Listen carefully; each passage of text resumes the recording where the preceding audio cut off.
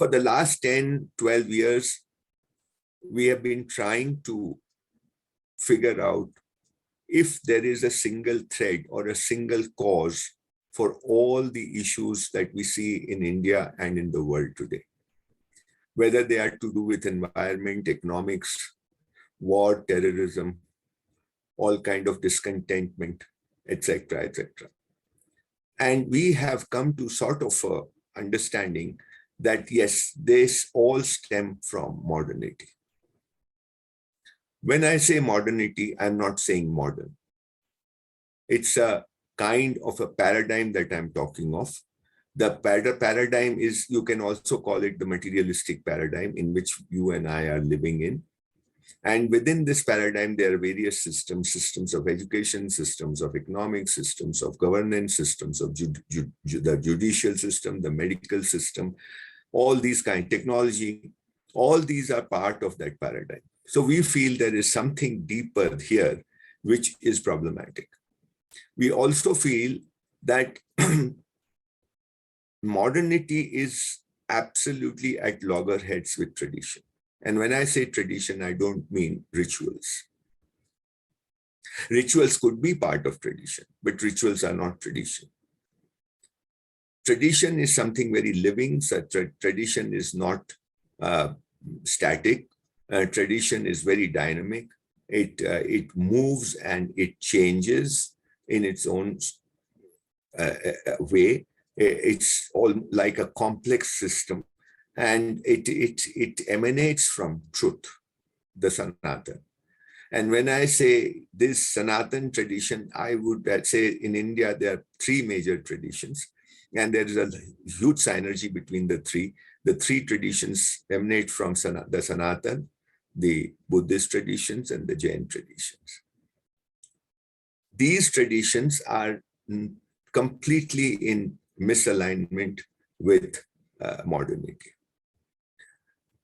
In the process of understanding modernity, if one name comes to me as someone who has spoken a lot about it, also spoken a lot about tradition, and who is not like a normal intellectual who only thinks through the, what we call as logical mind or the ordinary rational mind, but thinks or sees things like our old rishis and munis who could see things, they were drashtas, is Professor A.K. Saran. We were introduced to Professor A.K. Saran by one of my gurus, Professor Samdong Rinpoche, who was the founding director and later on Vice Chancellor of Tibetan Institute of Higher Studies, who have published most of Professor A.K. Saran's works. One of the books is called Illumination. That book gives a kind of a outline of a school for the adults, serious-minded adults who want to know the truth and who want to get out of this stranglehold of modernity. The stranglehold is not just from the outside, the stranglehold is within us. Modernity seems to have captured our minds. It has molded our perception so that we are not able to see things as they are. The isness of thing gets missing. So whatever it is, the reality gets distorted when we perceive it. Professor Saran in this book gives an outline of a school for the adults where this attempt can be made, where they can see the truth and come out of these limitations imposed by modernity, imposed on our mind. We are making that attempt in these 3.5 days. It's a very short time, yet because people don't have longer than that. It's in this modern times, we don't have time. So we are attempting in these 3.5 days. And the process is going to be, and this is my suggestion, it's just a proposal. I'm not saying that this is the way it will be. I'm making a proposal that we read the extracts which we have compiled from the book called Illuminations by Professor Saran. We read it slowly, passage by passage. And while reading it, we do not assume that what we have understood is what the writer is saying.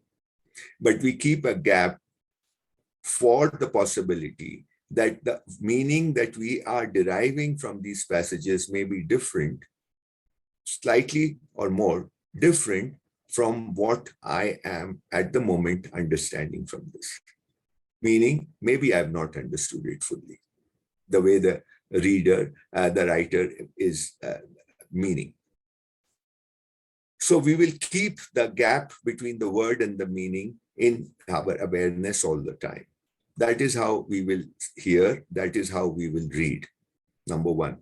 Number two, after reading, we will contemplate. We will pay attention and contemplate. Try to connect the dots because there's a lot within us.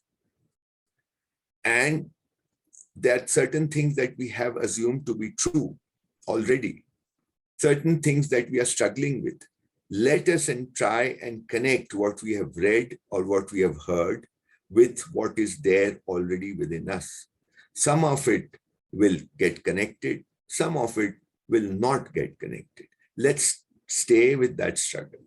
Let's stay with that effort. And I believe that this space of contemplating by remaining silent is a very important process. Sometimes the truth gets revealed only through this. This is a very different process from the logical process. But this is an extremely powerful process. And we can, the third phase will be first reading, contemplation, and then again discussion, if there need be. And during discussion also, we'll go very slowly. We will never try and interject the other midway. We will give full respect to the other. We will say what we have to say, give a gap before the other speaks. We will all be self-disciplined and self-regulated. That is what I have thought, that this is how the gathering will go. But if others have some other suggestion, they're most welcome and we can discuss all that. Thank you very much.